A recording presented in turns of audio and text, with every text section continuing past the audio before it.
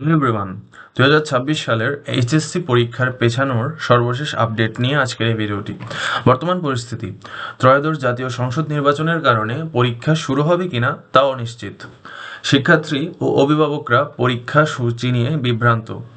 আন্তঃশিক্ষা board জানিয়েছে নির্বাচন শুরু হওয়ার আগে এইচএসসি পরীক্ষার চূড়ান্ত তারিখ ঘোষণা হবে না।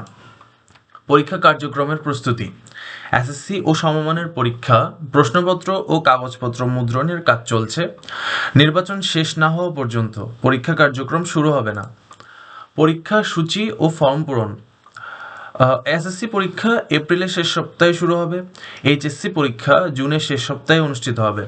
ফর্ম পূরণ, এইচএসসি ফর্ম 1 মার্চ থেকে শুরু। শিক্ষার্থীরা যথাসময়ে ফর্ম পূরণ নিশ্চিত করবে।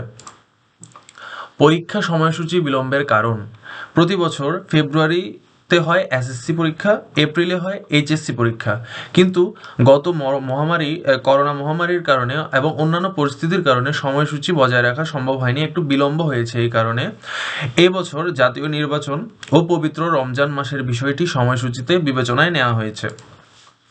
চলতি বছরের পরীক্ষা প্রস্তুতি, এসএসসি নির্বাচন পরীক্ষা ও ফর্ম পূরণের কাজ ইতিমধ্যে শেষ। এসএসসির জন্য বলা হচ্ছে এই বিষয়টি। প্রশ্নপত্র প্রস্তুত এবং পরীক্ষার চূড়ান্ত প্রস্তুতি চলছে। এইচএসসির ক্ষেত্রে এসএসসি শেষ হওয়ার পর কার্যক্রম শুরু হবে। নিরাপদ ও সুষ্ঠু পরীক্ষা, শিক্ষা বোর্ড নিশ্চিত করেছে পরীক্ষা হবে সুষ্ঠু ও সুন্দরভাবে। সব ধরনের প্রস্তুতি নেওয়া হচ্ছে যাতে পরীক্ষা নিরাপদভাবে সম্পন্ন হয়। পরিস্থিতি স্বাভাবিক থাকলে নির্ধারিত সময় অনুযায়ী পরীক্ষা অনুষ্ঠিত হবে। তো এই ছিল আজকের আপডেট। ধন্যবাদ, সাবস্ক্রাইব করে পাশে থাকবে।